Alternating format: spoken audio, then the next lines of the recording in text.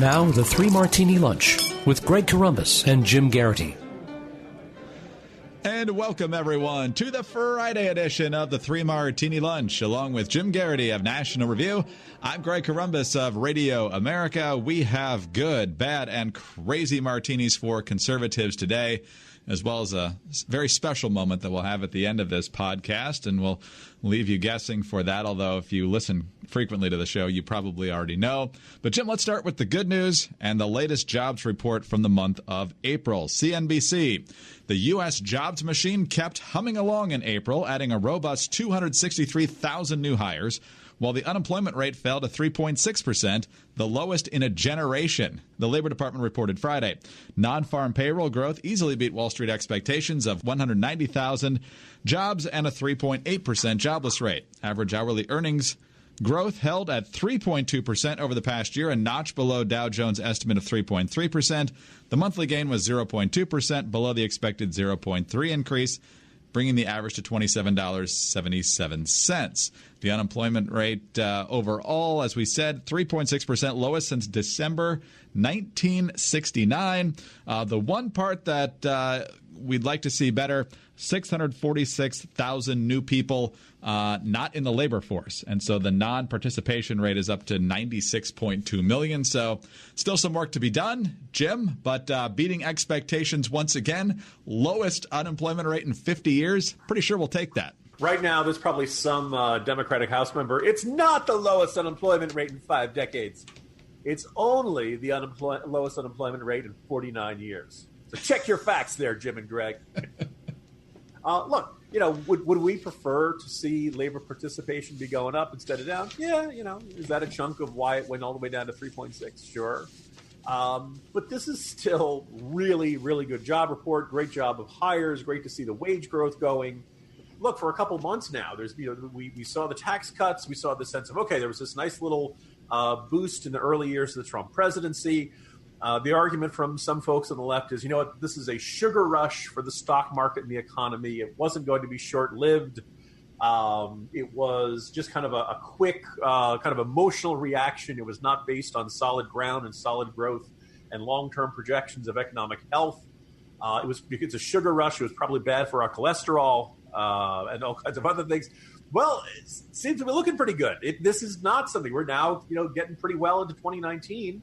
And this is a roaring economy with the hiring rate going up. And all of this, by the way, we should be shaking through the effects of the government shutdown and other things that impeded it. You and I are by and large free traders who are not enamored with the tariffs. But it's worth noting that they are not having a terrible effect on job creation. You just kind of sit back and think, boy, imagine how great things would be if we didn't have all these tariffs and retaliatory tariffs flying around. But look, this is a lot of reasons for everybody left, right, and center to be happy. Hopefully it just continues and continues. Good news for the country. And as I wrote this morning, we're enjoying the lowest unemployment rate in 5 decades. That's a really nice re-election slogan to have as an option. I love the phrase there in that story, lowest in a generation. Now, some Greek families like mine, 50 years might be one generation, but usually that's about 20 to 25 years. So it's going 49 quite well. years. We're approaching that second generation. Yeah. I would say. And so you'd think, the media would love this. Americans are working. They're making more money. The different sectors are very, very strong. Not so much. Poppy Harlow talking to Kevin Hassett, chairman of the President's Council of Economic Advisors, today on CNN. She did start off the report, I will say, by calling it a blockbuster and asking Hassett if he did a jig today, which he said he did. And then we got questions like these. All right. It's a good number. Yeah. Can't debate that. But I want to dig into it. Yes, we had a gain of manufacturing jobs, but only a gain of 4,000 manufacturing jobs. Last month, we lost 6,000 manufacturing jobs. Monthly before that, we'd had 22,000 manufacturing jobs under this president. Are you concerned about what that means for the sector overall? Because there are some folks that are worried that the tariffs are taking their toll. This is coming home to roost. So here's another thing. I don't think most Americans know. The ag sector, farmers, it's not included in this. This is non-farm payroll, and we know the pain that a lot of farmers across the Midwest, my home state of Minnesota, have felt. You've had, record bankruptcies in the last decade for farms. I'm just wondering if you're at all concerned about that sector here. Let me ask you about something else that I think is underreported, and that is the labor share of income, right? Mm-hmm. And this is one thing that is not recovered. Digging pretty far into the crosstabs there, Jim. Kevin, I've got 3 different questions. Each one will take 2 minutes for me to get through. Oh, and we're out of time. Thanks for joining us, Kevin Hassett. Well, I did take out his responses, but okay. All right. The other thing which is in there, which I would note, is that I suppose if we have similar numbers next month, we're going to get questions like, Mr. Hassett, isn't there a danger that Americans get overworked from too many job opportunities, or aren't there some Americans who are now paralyzed with indecision by having too many job offers at one time? All right, let's go on to our bad martini now, Jim. And gosh, it was just a couple days ago, as well as last month, where Bill Barr was talking about spying on the Trump campaign, and the Democrats and the media were having their vapors and their "why I never" reactions to "that's not spying, it's electronic surveillance." And Jim Comey was asking himself questions, with a high voice in the third person. It was very, very dramatic. And turns out there was more spying than we even realized here. The New York Times had the story yesterday, and it was the ongoing effort to spy on George Papadopoulos by Cambridge professor Stephen Halper. And now there's a new figure in here named Azra Turk. A couple different excerpts from the New York Times here. The conversation at a London bar in September 2016 took a strange turn when the woman sitting across from George Papadopoulos, a Trump campaign advisor, asked a direct question. Was the Trump campaign working with Russia? The woman had set up the meeting to discuss foreign policy issues, but she was actually a government investigator posing as a research assistant, according to people familiar with the operation. The FBI sent her to London as part of the counterintelligence inquiry opened that summer to better understand the Trump campaign's links to Russia. Further on, Mr. Papadopoulos was baffled. There's no way this is a Cambridge professor's research assistant, he recalled thinking, according to his book. In recent weeks, he has said in tweets he believes Ms. Turk may have been working for Turkish intelligence, but provided no intelligence. The day after meeting Ms. Turk, Mr. Papadopoulos met briefly with Mr. Halper at a private London club, and Ms. Turk joined them. The two men agreed to meet again, arranging a drink at the Sofitel Hotel in London's posh West End. During that conversation, Mr. Halper immediately asked about hacked emails and whether Russia was helping the campaign, according to Mr. Papadopoulos' book. Angry over the accusatory questions, Mr. Papadopoulos ended the meeting. The FBI failed to glean any information of value from the encounters, and Ms. Turk returned to the United States. As you point out in the Morning Jolt today, Jim, Papadopoulos now believes she was not FBI but CIA. You think that's a dubious claim perhaps on his part, but what do you make of the fact that we still have all these people outraged that Barr would use the term spying, and then we get more stories like this?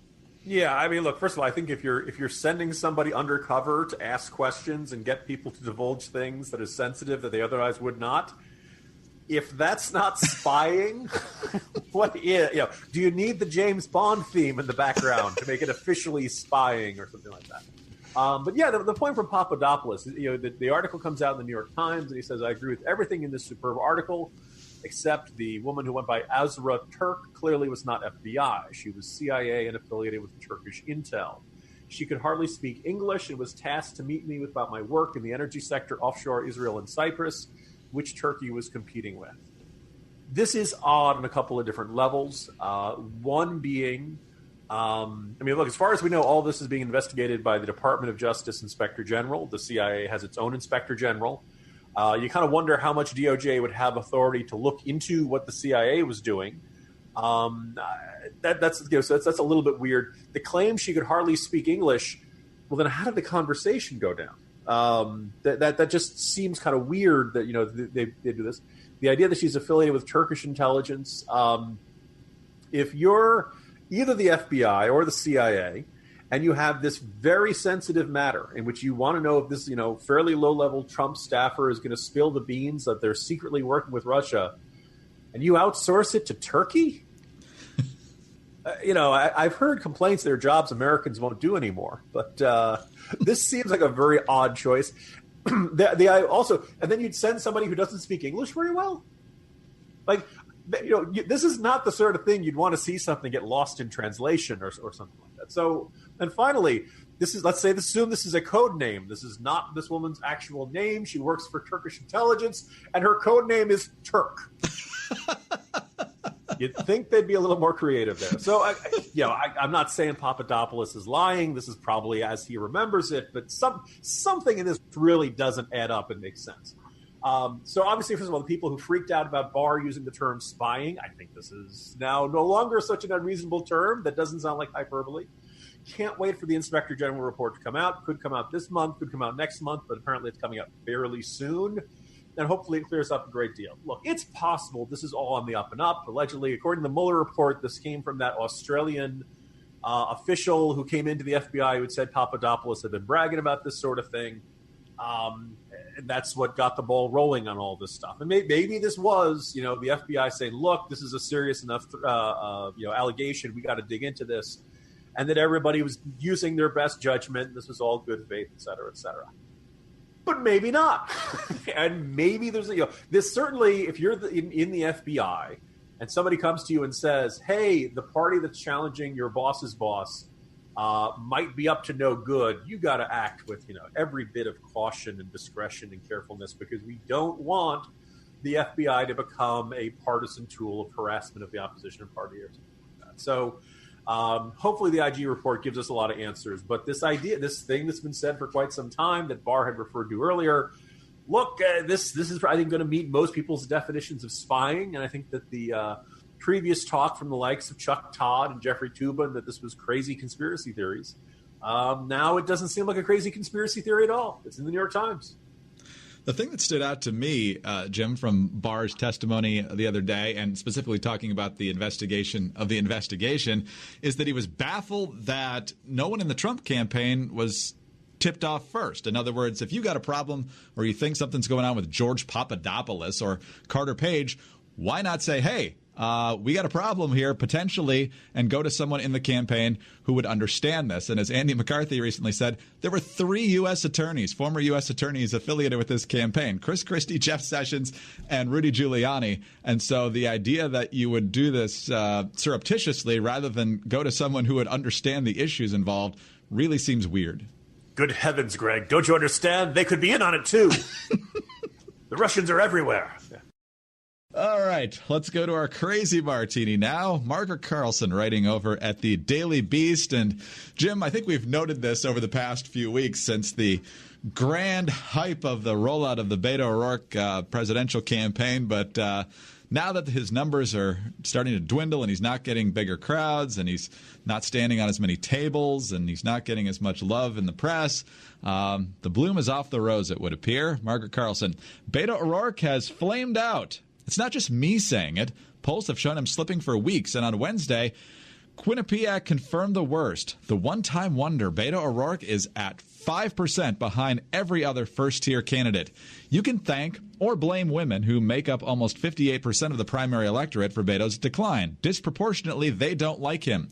According to my unscientific poll asking every woman I see, Beto reminds them of the worst boyfriend they ever had. Self-involved, convinced of his own charm, chronically late if he shows up at all, worth a meal or two, but definitely not marriage material.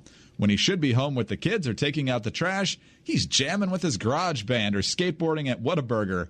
He's in and out of a funk, which requires long and meaningful runs to clear his head, unquote. So, Jim, you wrote a little bit about this, and what was your question yesterday as we discussed this? Where the heck was this last year? Now, for those who are wondering, I went back as far as I could tell. First of all, I like Margaret Carlson. We were, used to be on cable news pretty regularly. For somebody who was not of the right, this is about as, she's a pretty straight shooter. And it's, as far as I could tell, she did not write about Beto O'Rourke last year. So you can't say, oh, Margaret Carlson is, changing her tune on Beto, or she was hyping Beto last year or something. Daily Beast sure was. And I think it's kind of – what I'd really like to see is some publication look at this and say, hey, you know what? Last year when we covered Beto O'Rourke in the Senate race, we bought into the hype. We convinced ourselves that we were seeing something we wanted to see.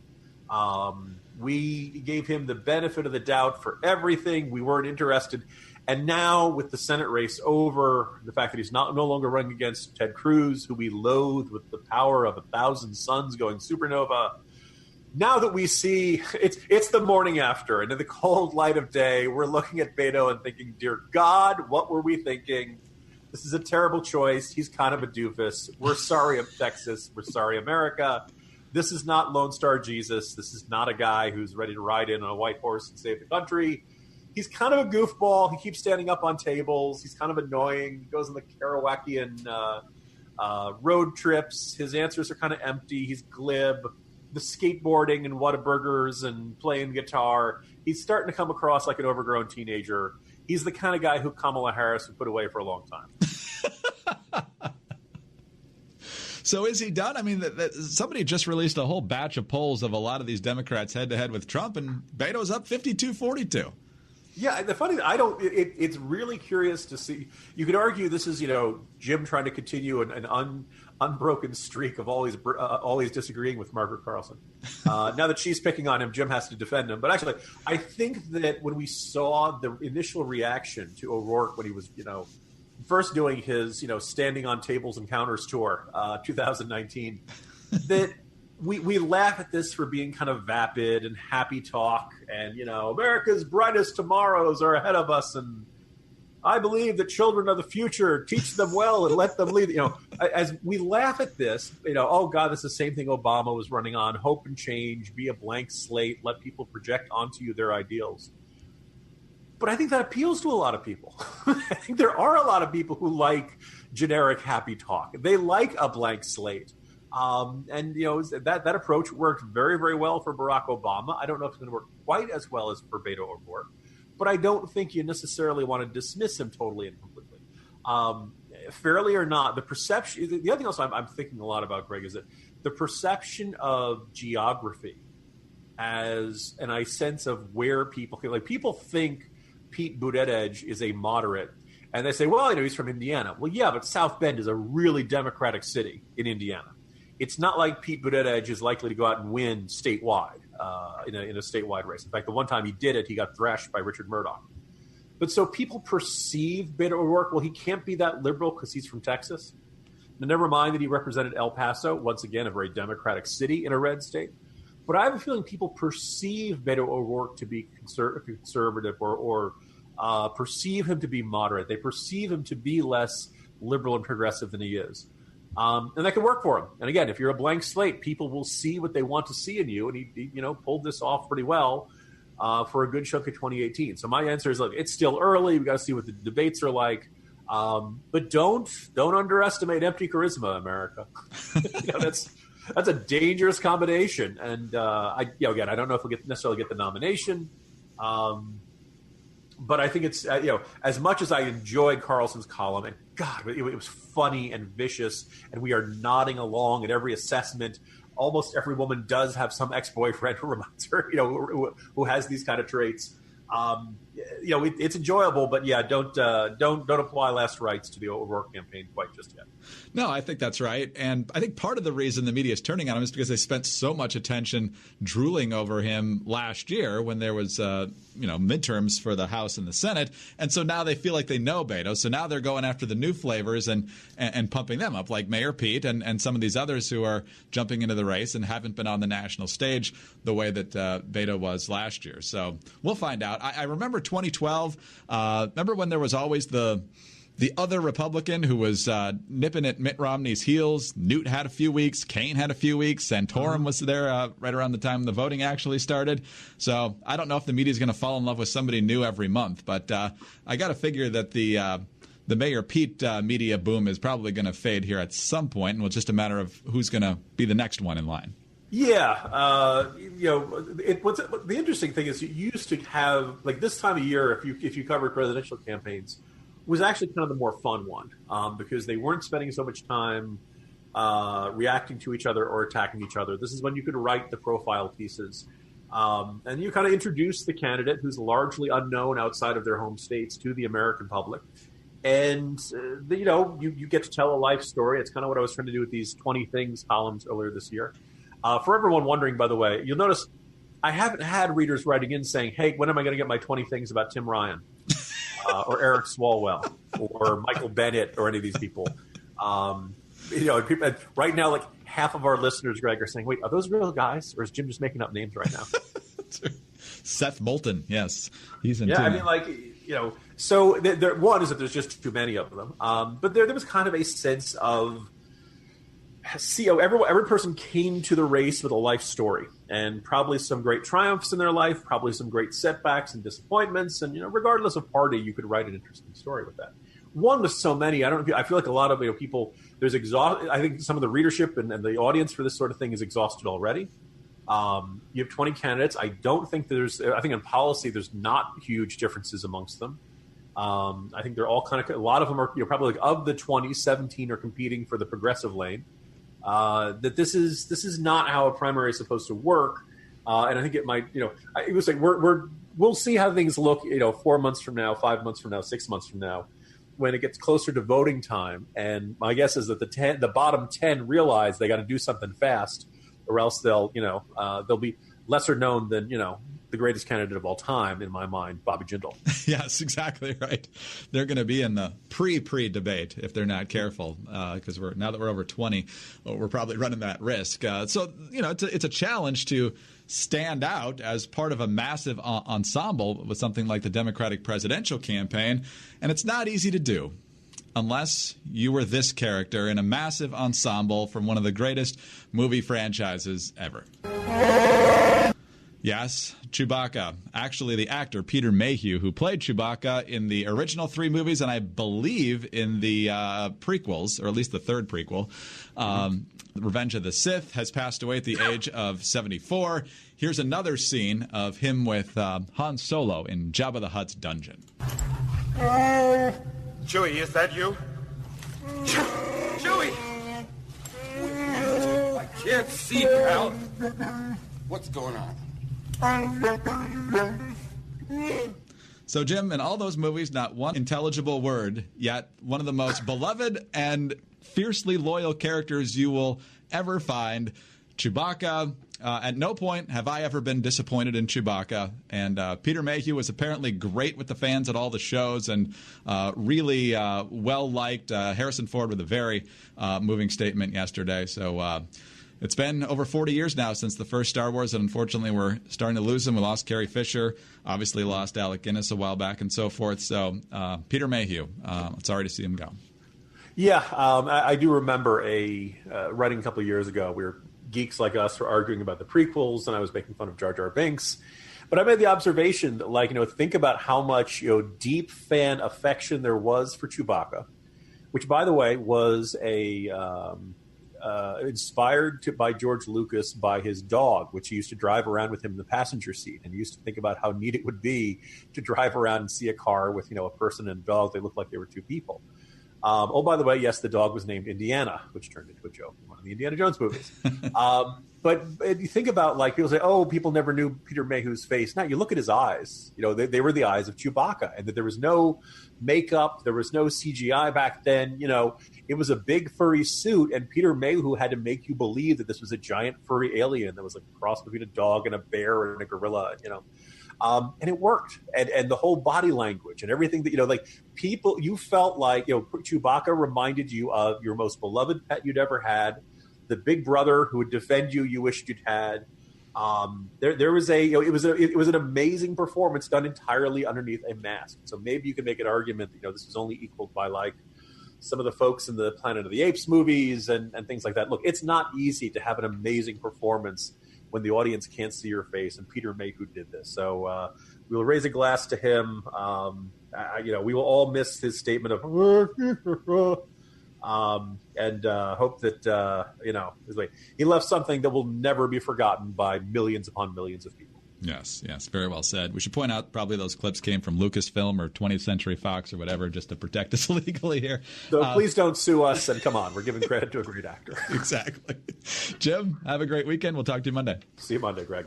Jim Geraghty of National Review. I'm Greg Corombos of Radio America. Thanks for being with us today. Have a great weekend, everyone, and tune in again Monday for the next 3 Martini Lunch.